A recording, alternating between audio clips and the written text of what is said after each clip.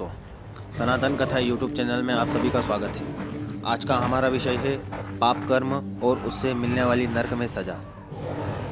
आज की वीडियो में हम यह जानेंगे कि किस कर्म से किस नरक में जाना पड़ता है, कौन सा हम बुरा काम ऐसा करते हैं जिसके कारण हमें नरक में जाना पड़ता है। तो ये जानने के लिए हमारे साथ अंत तक बने रहे। ब्राह्मणों के अनुसार ब्राह्मण कहते हैं पाताल के अनंतर रोर आदि भयंकर नरक है। इन नरकों की संख्या 1 लाख से 1.25 लाख तक की हो सकती है। इसमें बहुत सारे ऐसे नरक हैं जिसमें पापी जीव डाले जाते हैं। कई यातनाएं से उसे निकलना पड़ता है, कई कष्ट उसे भोगना पड़ता है। ये सब यम के राज्य में है।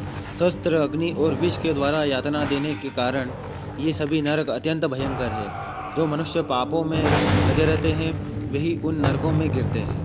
जो झूठी गवाही देता, पक्षपात पूर्वक बोलता तथा असत्य भाषण करता है वह मनुष्य रोरव नरक में पड़ता है। जो गर्भ के बच्चे की हत्या कराता, गुरु के प्राण लेता, गाय को मारता तथा दूसरों के श्वास रोककर मार डालता, वे सभी घोर रोरव नरक में गिरते हैं। शराबी, ब्रह्म हत्यारा, सुवर्ण की चोरी करने वाला तथा इन पापियों से संसर्ग रखने वाला मानव शोकर नरक में जाता है। जो क्षत्रिय और वैश्य की हत्या कराता, गुरु पत्नी से संसर्ग रखता, बहन के साथ व्यभिचार करता तथा राजदूत के प्राण लेता है वह तप्तकुंड नामक नरक में पड़ता है।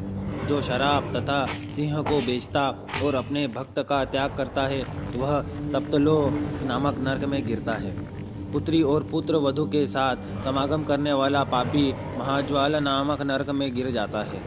अपने गुरुजनों का अपमान करता, उन्हें गालियाँ देता, वेदों को दूषित करता, उन्हें बेचता तथा अगम्य स्त्रियों के साथ समागम करता है, वे सभी शबल नामक नरक में जाते हैं। चोर तथा मर्यादित में कलंक लगाने वाला मनुष्य विमोह नामक नरक में गिरता है। देवताओं, द्विजों तथा पितरों से द्वेष रखने वाला एवं रत्नों को दूषित करने वाला मनुष्य कृमि भक्ष्य नामक नरक में पड़ता है।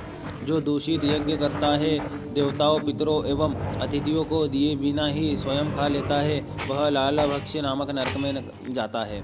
बाण बनाने वाला वेदक नामक नरक में गिरता है।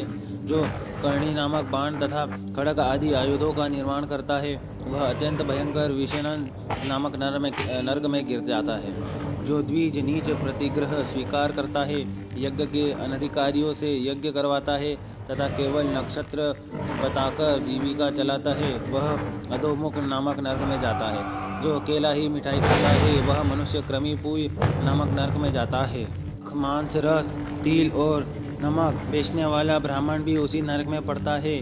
बिल्ली, मुर्गी, बकरा, कुत्ता, सुअर तथा चिड़िया पालने वाला भी कृमिपुई में ही गिरता है।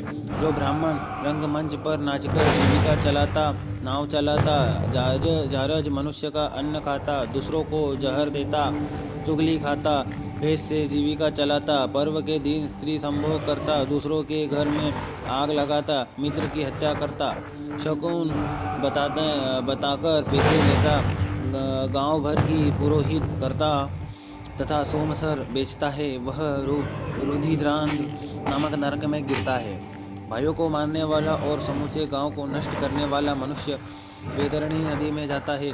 जो वीर पान करते, मर्यादा तोड़ते, अपवित्र रहते और बाजीगरी से जीविका चलाते हैं वे कृच्छ नामक नरक में गिरते हैं। जो अकारण ही जंगल कटवाता है वह असिपत्रवन नामक नरक में गिरता है। भेड़ के व्यास से जीविका चलाने वाला और मृगों का वध करने वाला जीवज्वाल नामक नरक में गिरता है। जो व्रत का लोभ करने वाले तथा अपने आश्रम में भ्रष्ट है वे दोनों ही संसद नरक की यातना में पड़े हैं। जो मनुष्य ब्रह्मचारी होकर दिन में सोते और स्वप्न में वीरपात करते हैं तथा जो लोग अपने पुत्रों द्वारा पढ़ाए जाते हैं वे स्वभोजन नामक नरक में गिरते हैं। ये सब और भी सहस्त्रों नरक है जिनमें पापी मनुष्य यातनाओं में डालकर पीड़ित किए जाते हैं। ऊपर जो पाप गिराए गए हैं और उनके अतिरिक्त दूसरे भी सहस्त्र प्रकार के पाप हैं जिनका फल नरक में पड़े हुए पापी जीव भोगते हैं।